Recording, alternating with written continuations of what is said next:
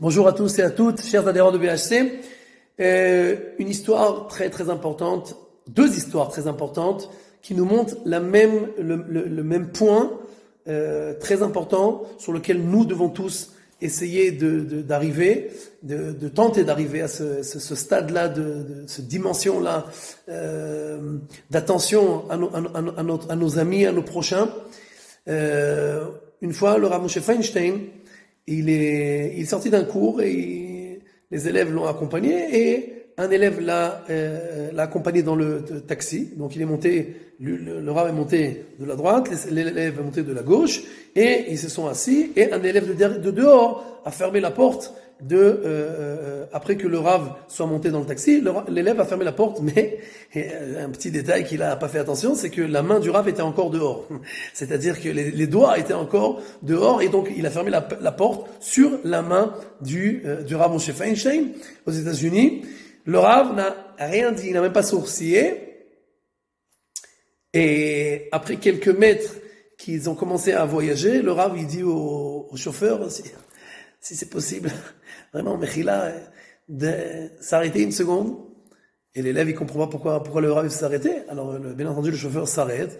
Et le Rav se tourne, il ouvre la porte, et il rentre sa main comme ça avec les doigts fracassés. Et l'élève, sidéré, il dit, mais Rav, pourquoi vous avez rien dit? Pourquoi? Et il a dit, le Rav, mais qu'est-ce que tu veux que je dise? Mais Rav, je sais pas, on crie quand on a mal. Il dit, mais si j'aurais crié, l'élève qui a fermé la porte, il aurait été vexé, il aurait été blessé, que lui, il a fait ça au Rav.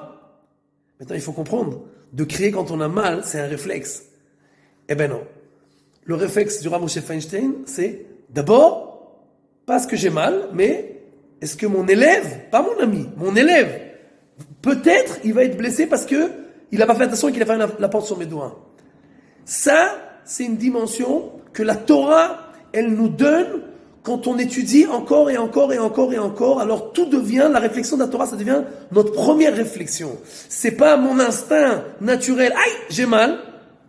Mais l'instinct, il devient, qu'est-ce que la Torah, elle veut? Et la Torah, elle veut que ton ami, il soit pas vexé. Bien entendu, c'est une dimension qui est extraordinaire. Et c'est une dimension qui met la personne en self-control terrible. C'est-à-dire qu'il sait se dominer complètement. Même ses instincts, il arrive à les dominer. Et on revoit la même histoire avec Rabbeinu Yerucham Mimir.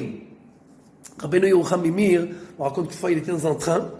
Et il était à la fenêtre. Et il a enlevé un de ses gants. Et sans faire attention, le gant, il a volé par la fenêtre. Il s'est envolé. D'accord?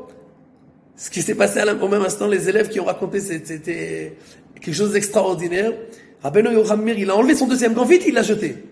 Ils ont dit, mais Rav, pourquoi tu fais ça? T'as déjà perdu?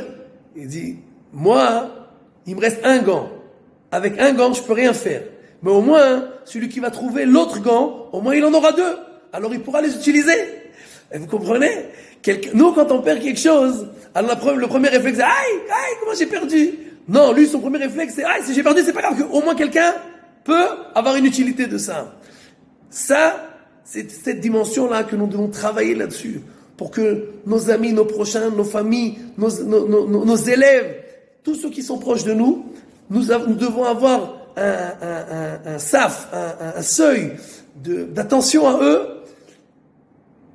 Des fois, ça veut pas dire, aujourd'hui on appelle ça être pigeon, d'accord? Mais dans la Torah, ça n'existe pas être pigeon, ça s'appelle Baal Chesed. Quelqu'un qui est tout le temps en train de faire attention aux autres, d'accord? C'est pas parce que c'est un pigeon, c'est parce qu'il veut